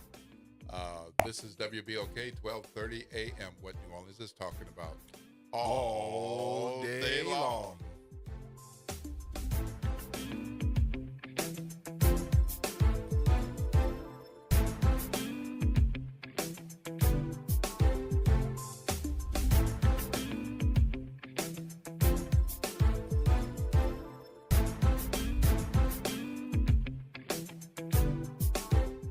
Hey everybody, it's Graylin Bryant Banks. And Kimber White Dupree. From the front porch, y'all. You know how we do. Every Monday is Movie Monday. And Tuesday is Trivia Tuesday. And y'all know we have nothing but bad cheering coming through here on Wednesday. But stick with us. On Thursday, we travel. That's right. And Friday's Free Your Mind Friday, so get your brass up. Something on your mind? Want to get it off your chest? Holla at your people. WBOK 1230 AM, the station you listen to. All day long. In the lower nine, we waited long enough for empty promises. Cindy Wynn delivers. She's fought blight, brought housing, help small businesses rise again. Now her plan means safer streets, cleaner blocks and real jobs right here at home. Cindy Wynn building a better East, starting with us in the lower Ninth Ward. Paid for by the committee to elect Cindy Wynn. A message from the community scientist. Do you live or work in St. James, St. John, St. Charles, Ascension, Calcasieu, Baton Rouge, or St. Bernard Parish? You may be exposed to harmful chemicals like phthalates, BPA, and flame retardants found in everyday products but linked to serious health risks. That's why the community scientist, a program of Rise St. James, brings you clear, science-based facts that protect your health and our environment. Stay informed, stay empowered. Visit risestjames.org today. You've got responsibilities, but that doesn't mean your dreams are on hold. At Southern University at New Orleans, our evening and weekend college is designed with your life in mind. Finish your degree. Start a new one. On your time, your degree, your schedule. No excuses, just opportunity. Visit suno.edu and make your next move today. Meet Leanna, a part-time chef and full-time mom. In the past, Leanna didn't have health insurance because she didn't think she could afford it. What she didn't realize is she qualified for Medicaid. She loves the coverage and peace of mind that comes with high-quality care. The kind of care you get with Healthy Blue. This is Medicaid, and it's for more people than you think. Maybe even you. To see if you qualify, go to myhealthybluela.com. The New Orleans Jazz and Heritage Foundation is the nonprofit organization that owns the New Orleans Jazz and Heritage Festival presented by Shell. With the funds generated from Jazz Fest, the foundation invests in Louisiana companies through economic development, cultural enrichment, and free educational programs. To learn more about what the New Orleans Jazz and Heritage Foundation does, please visit www.jazzandheritage.org. Making a difference in the community. WBOK 1230 AM. Good morning, wake up. The Good Morning Show. Good morning. On WBOK.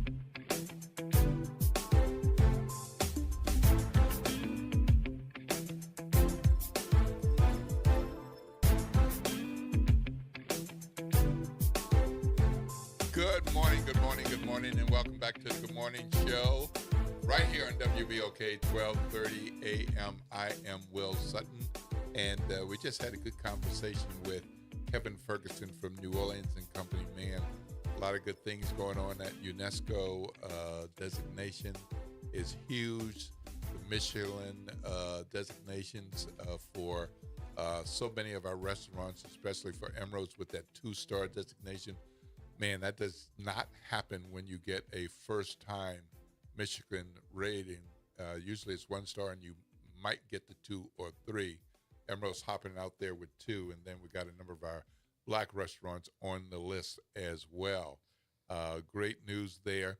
And we're jumping in the conversation with our friends from Liberty Bank, David Buggage and Joe Burns.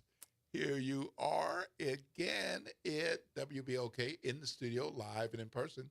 Happy to have you all back. Good morning. Good morning. Thanks for having us. Absolutely, absolutely. So we're going to focus on some small business needs. I feel like when you all were here before that we kind of got into it, but there was more left to say, more left to discuss. We just hit the tip of the iceberg. Yeah, that's right. And you know, I even got some feedback from folks like, but what about this? We're like, hold on. I mean, because I couldn't say who might come, but as you know, I thought having Mr. Buggage here again would be helpful. So David's been doing this kind of work for 34 years. Yes. So we've got a wealth of knowledge with us today. Yeah. Yep. So let's talk about small business owners and getting access to capital. give us an overview of somebody who's out there and saying, I have a small business, and then you start asking questions, and you realize they kind of have, no offense, but they kind of have a small business in their head, Right. and they might be doing some things, but they're not really operating as a small business in the context of what Liberty Bank might see as a small business. How can you help that person? Right. So I'm glad you brought that up because some folks get the term small business and self-employed confused. Yes. Right. So if you're a small business, I always like to say, if you're a small business, you can go on vacation for a week and you're still generating revenue and the business is still operating. Uh-huh. If you're self-employed, you can go on vacation for a week and everything's shut down. Yeah, right. So you I like that. Right. That's a good comparison. Right. So you can take that and determine where you're at, or whether you're a true small business or if you're basically self-employed. But all small business, the key as far as accessing capital and establishing a relationship with a financial institution, the key is being able to produce paper.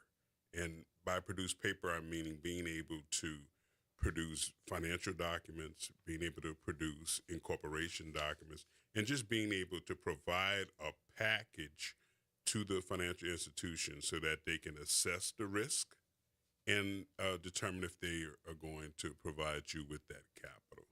And so that's what we pride ourselves at Liberty Bank, as far as working with our customers, is helping them prepare their loan package, walk them through that process, and then being able to assess the risk in the transactions so that we can approve the loan.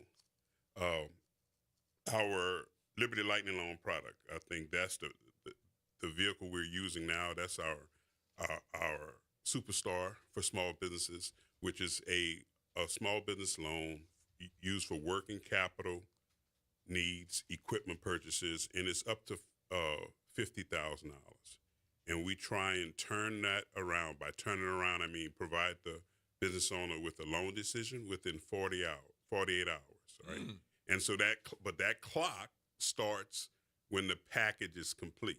The clock, right? So the clock doesn't start when you make a phone call or put in your initial application. It's when you provide the bank with a complete package. And so that's what I just wanted to talk about this morning, is what that package entails, right? And so for us, the biggest piece in assessing risk is the loan application. And some folks don't spend enough time completing that loan application, but that loan application is the first impression that the bank has of the small business and the business owner. So the first thing is, one is you want to spend some time on it and complete every field, every question on the loan application. And a good rule of thumb also is that something doesn't apply to you or you don't have an answer, either just draw a line through that space or put NA. So your banker doesn't think that you just ignored it. Mm-hmm. Right. So have something to hide. Right. Exactly. So just put a line through that space or put NA, and that'll be very helpful to your banker, and it'll be neat and organized. Another piece on the loan application that's important is your loan amount. I think we spoke about this last time. Your loan amount, you should be able to provide a detailed explanation of what the funds will be used for. And what we look at in banking is we kind of have, we take our loan amount on one side and we consider that the source of funds. And then on the other side, uses. So you should be able to detail what uses. Say you're borrowing $100,000. You may have 5 or 6 uses, but those uses should total to the source, that number, the $100,000. That's always helpful because may lead to additional questions from your banker. Mm-hmm. You may not need the entire $100,000. You may need more after we have a discussion. So it's always helpful to put your loan amount, put the exact uses of the funds that you want to borrow. The second piece that's important is your loan purpose, right? What do you plan to use the funds for? Whether you're purchasing equipment, whether you're hiring employees. This is important because for a banker, we would like to see if those funds that you're borrowing, will that lead to additional revenue generation, right? So if you say, well, I'm borrowing funds to hire 2 new employees to do some business development, blah, blah, blah. Okay, well, how much do you anticipate those new employees will generate in revenue, right? So being forward thinking, and you're growing the business, you want to hire employees to generate new business, to generate additional revenue. Another big piece is the employee identification number, right? Oh yeah. This is something that I see often where a small business owner may have some challenges with their personal credit and attempts to use the employee identification number, the EIN number, which is their business number, as their social security number. That's not a good idea, right? So we like to see for you to complete that EIN number and your full business name. The reason and the purpose of that is that with all small businesses that we lend to, and I'm sure other banks do too, those businesses have to be in good standing with the state of Louisiana, right? So state of Louisiana has a website. You can go there once you've incorporated your business. And to be in good standing is just a process of you filing an annual report every year, right? But if you don't file that annual report, the state will list you as not in good standing. As a bank, for compliance purposes, we can't lend to a business that's not in good standing. So that's key. That's something you want to check. You can check that yourself before you even apply for the loan, because your banker will check to see that the business is in good standing with the state. That's probably something you could put on your calendar, to remind yourself when that is going to come around every year, Right. so you don't let that get away from you. Right, exactly, because it has to be done annually. So let's talk about, you mentioned one possibility for part of a loan may be to hire an employee or 2. That may be part-time, might be full-time, but it should be tied to business development. You're going to generate some revenue for the business. So let's go back to my example of somebody who has, no offense to them, but they have the business in their head. And they have created some paperwork, and so they're getting closer to being considered a small business from your perspective. And they feel like they've been working really hard at this. And so part of what they want the loan for is, I have been working really hard. I want to get paid something. And so I want to use some of this so that I can be paid, because I can invest more time into the business if I am getting paid something to make this even better. Interesting. Right. So that's understandable. In most small businesses, you should build in a salary for yourself in your budget as far as how you going forward. You should build in a salary. And that's understandable for your family's needs and your needs. The difference is taking profits out of the small business, right? So you having a monthly salary or weekly salary, that's fine. But let's just say you are a t-shirt maker and you get a contract with the Jazz Fest. And you and after you buy your shirts, make the shirts, and complete your order, you net about profit about $30,000. Okay. So you're in business for a year. Yep. And that's your first big opportunity. Yep. What's best is to take that 30 grand and reinvest it back into business. Not to immediately take that 30 grand and say, well, I own my own business. I've been working hard, and just go spend it. Right. Time for a cruise. Right. It's best to reinvest it so you have a reserve so you can pay yourself that monthly salary and not immediately take it out the business. I tell entrepreneurs, 4 to 5 years, sometimes longer, you should really reinvest into your business. And then you can, after that, after the business is stable, you can enjoy the fruits of all of that hard work. All right. Well, this is getting good. We're going to take a break, but we're going to have to continue this right after this break. But we're getting down to some nitty-gritty things that you want to know, need to know about small business development and this lightning loan. I like that. Lightning once you have everything ready to go. That's right. Exactly. All righty. This is WBOK, 1230 a.m., the Good Morning Show. We're in conversation with our friends from Liberty Bank. We're going to be right back after this break. WBOK, 1230 a.m., what New Orleans is talking about all day long.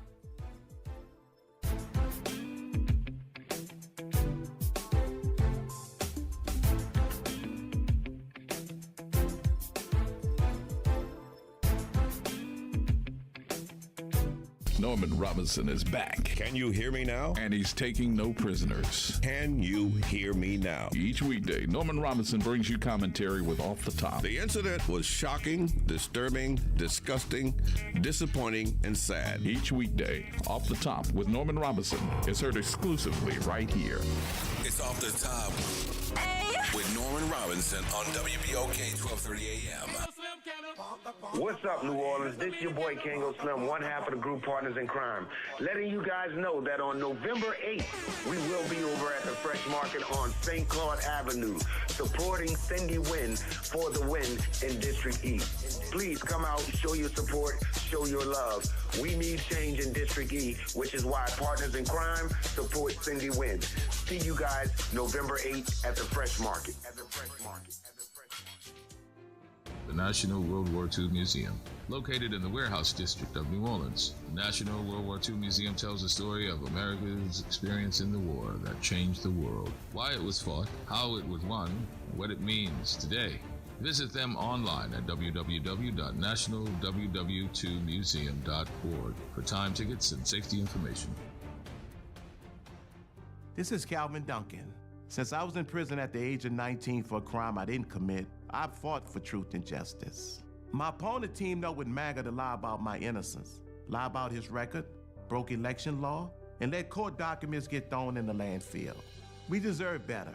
From Angola to the Supreme Court, I've been an underdog all my life, and every step of that journey has prepared me to serve as your clerk. Calvin Duncan for clerk.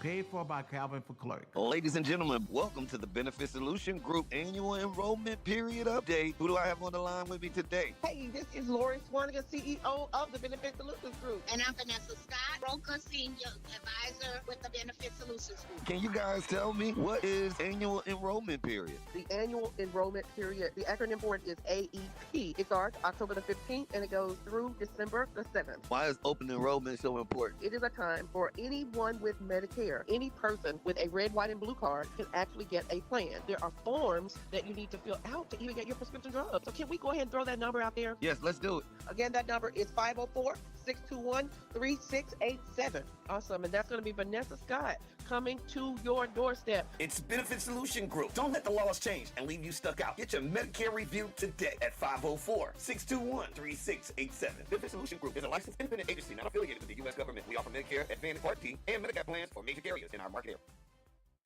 Welcome to Liberty Bank and Trust, where your financial journey transforms communities. Since 1972, our customized banking solutions power your dreams and fuel your community growth. Every dollar you invest with us circles back to empower more people, ensuring opportunities for generations. Join us at Liberty Bank. Together, we empower possibility. Visit libertybank.net to start banking with purpose. Liberty Bank, there's freedom here. Hey everybody, it's Kimber White Dupree. And it's Graylin Brian Banks from the front porch. We're coming up next. Good morning, wake up. The Good Morning Show. Good morning. On WBOK.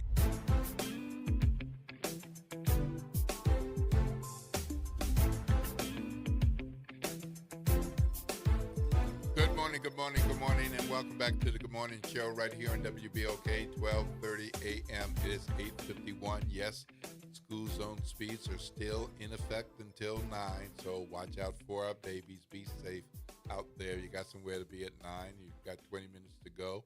You're going to be late for that, but take time to get there. Take your time. Watch out for yourself and watch out for others. The talk line is 504-582-9422. I am Will Sutton, and our friends from Liberty Bank are here, Ms. Burns and Mr. Bugich. We're talking about small business loans and getting prepared and what you need to do. So, Mr. Bugich, let's pick up where we left off with getting people the knowledge that they need. Yeah, I think where we left off is something I wanted to cover is the final piece on the application is please provide your contact information. You would be surprised how many folks, they don't leave a phone number or an email address where we can respond back to them. So it's real important that you don't forget after you've completed your application, reviewed it, leave some contact information where we can reach back out to you if there's additional questions or to notify you of the loan decision.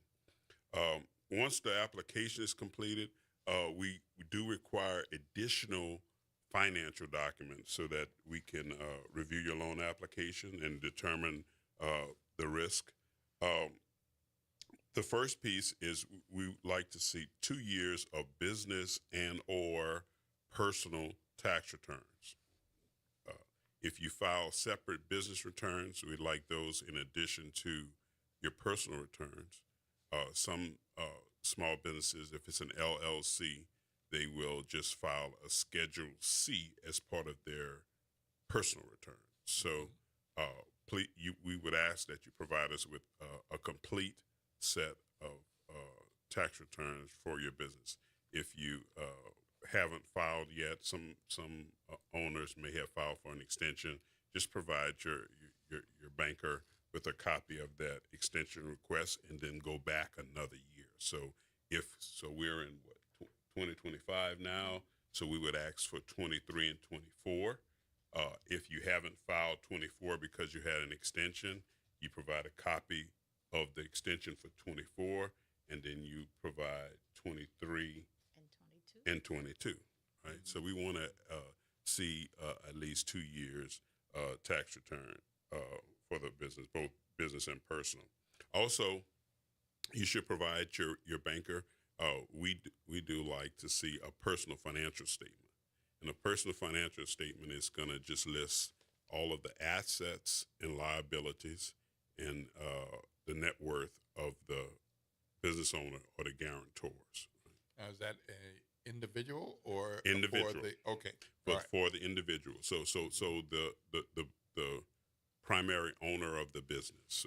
So if for instance, if it's a husband and wife that own 50-50, we need a personal financial statement, a joint.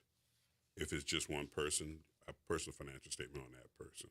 If someone owns less than 20% in the business entity, we would need a personal financial statement on it. But above 20%, yes, we'd like to see a personal financial statement. And that, the reason we like to look at that is just to determine if you have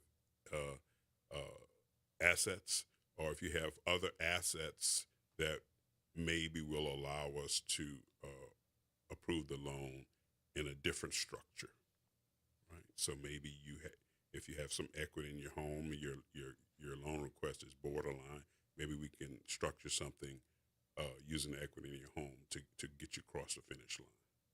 Right? So the personal financial statement is important, and we usually provide it, or you may, as a small business owner, you may want to have one prepared annually, just as you said, with the good standing. that's something you would want to update annually because it does change as your assets increase and as your liabilities increase or decrease. It does change.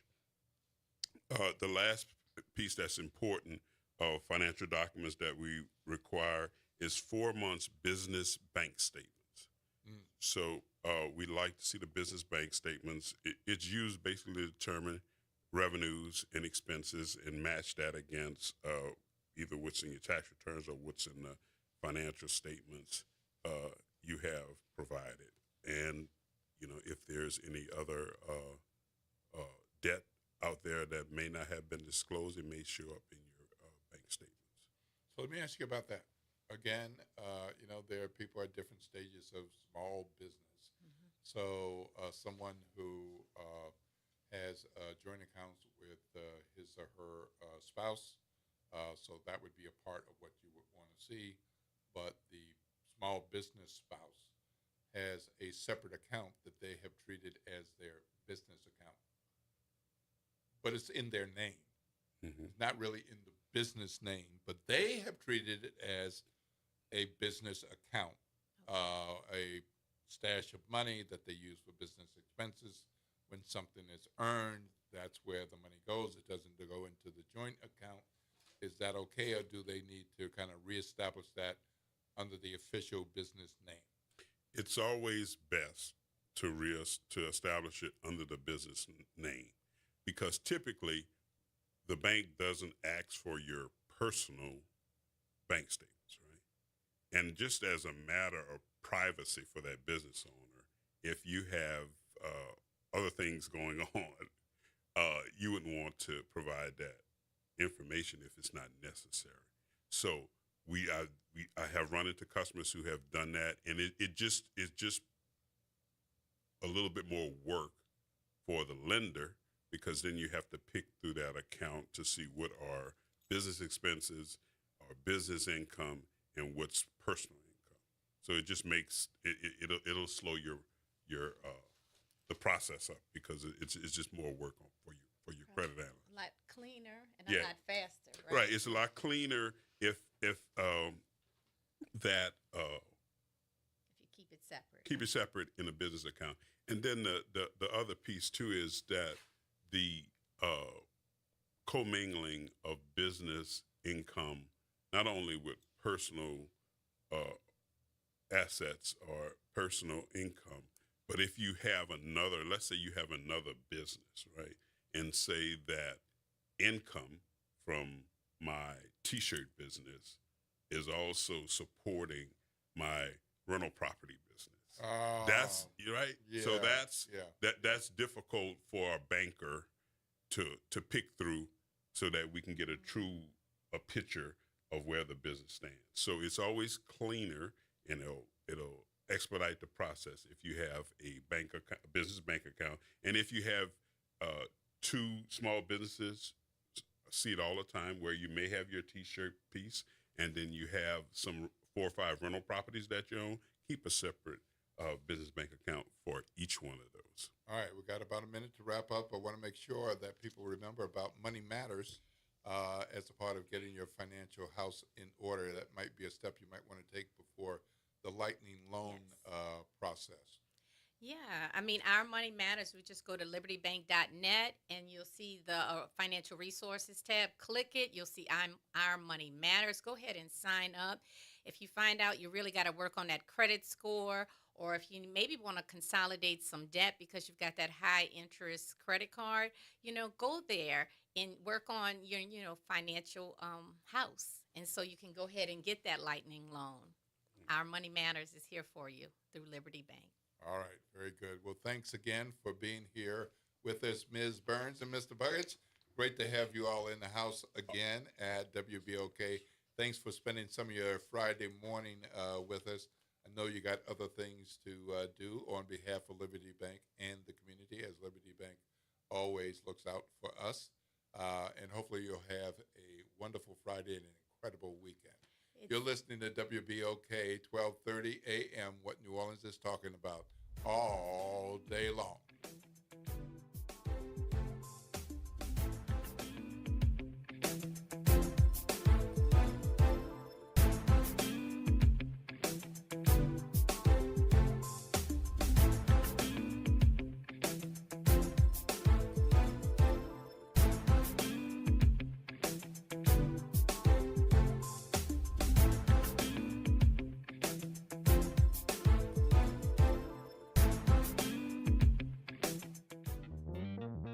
Have you heard the secret of what New Orleans is talking about? I promise everything will be okay if you're listening here on the airwaves. It's that WBOK 12:30 a.m. From the campus of Xavier University, WBOK Go and Equity Media Station. This news report is brought to you by New Schools for New Orleans. I'm Bree Wood with BIN News Now. President Trump says losing the Supreme Court tariff case would be catastrophic for the U.S. I think it would be devastating for our country, but I also think that we'll have to develop a Game 2 plan. He claims tariffs helped end the India-Pakistan conflict and calls them a game changer for the economy. Senator J.D. Vance is criticizing a federal judge's order requiring full November SNAP payments. He called the ruling